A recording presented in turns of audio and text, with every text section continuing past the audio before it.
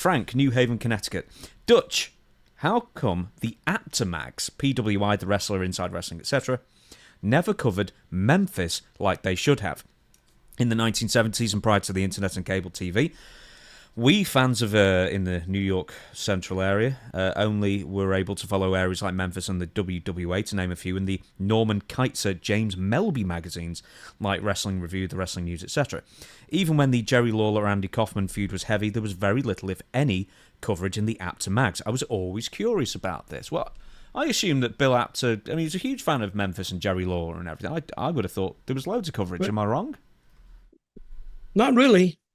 Now, Bill Apter covered it pretty well, but I think the magazines really missed classic Memphis because business was so good, the TV was so good.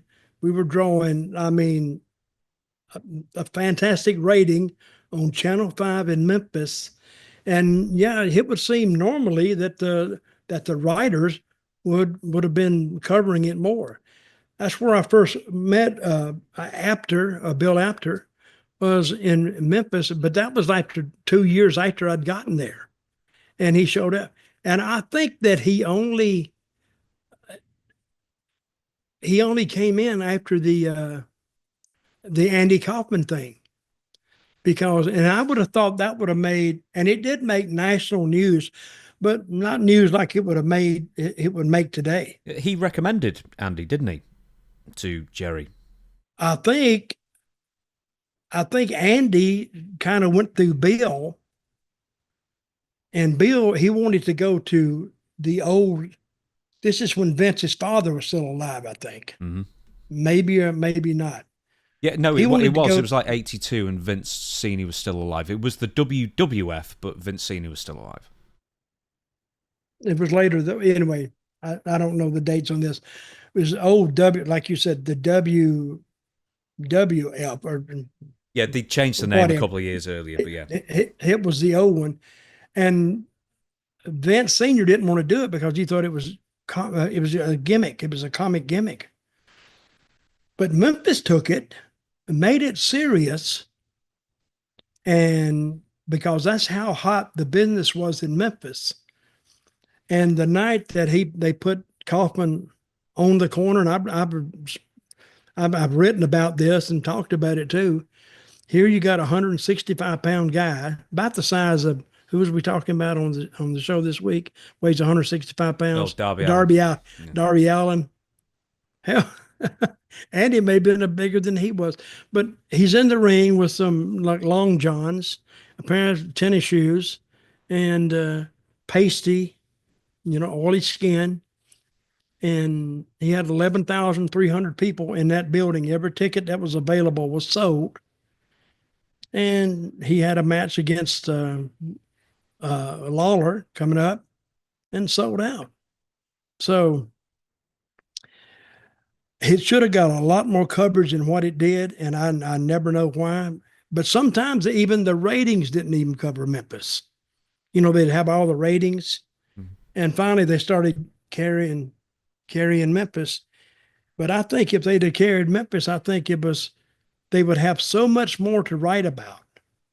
I would think they'd followed Florida a lot, Georgia a lot, Mid-Atlantic, mostly the New York stuff, and Texas got more coverage than Memphis.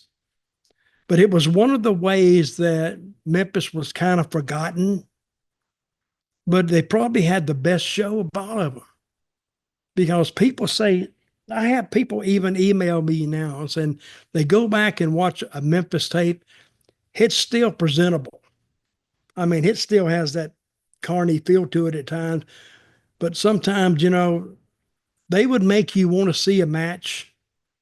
And it was Jerry Jarrett booking, who actually I learned so much from him. And I learned a lot from Lawler too. Because Memphis had two bookers, basically. It was Jerry Jarrett during the football season because Lawler was a football fan and he didn't want to be bothered with it. And then after football season was over, that was after January or whatever, then Lawler would start booking.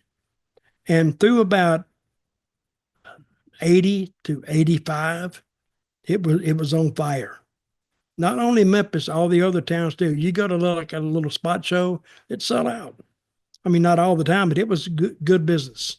Even when I was talking to and doing the podcast with Shane Douglas briefly, he always looked at Memphis, and a lot of other wrestlers did. He looked down on Memphis He wrestling did. and what they were doing.